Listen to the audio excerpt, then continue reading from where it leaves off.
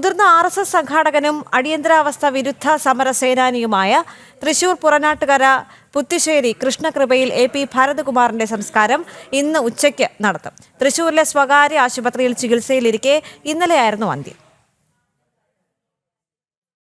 സാധാരണക്കാരായ പ്രവർത്തകരുടെ പോലും ഹൃദയം കീഴടക്കിയ ഭരതേട്ടൻ എന്ന AP ഭരത്കുമാറിനെ കാണാൻ ഇന്നലെ മുതൽ തന്നെ വീട്ടിലേക്ക് സ്വയംസേവകർ ഇടമുറിയാതെ എത്തി. രാവിലെ മുതൽ വീട്ടിൽ പൊതുദർശനത്തിന് ക്രമീകരണം ഒരുക്കിയിട്ടുണ്ട്.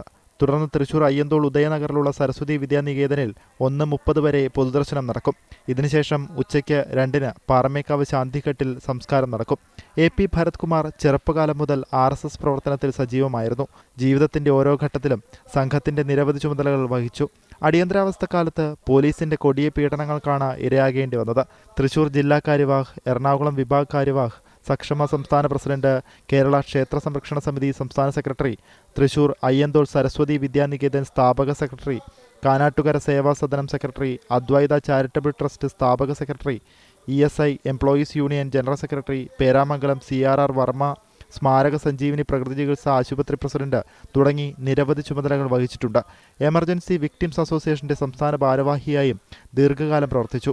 അടിയന്തരാവസ്ഥക്കാലത്തേറ്റ ക്രൂരമായ പോലീസ് മർദ്ദനങ്ങളെ തുടർന്ന് നിരവധി ശാരീരിക അവശതകൾ നേരിട്ടിരുന്നു. ജനം, തൃശൂർ.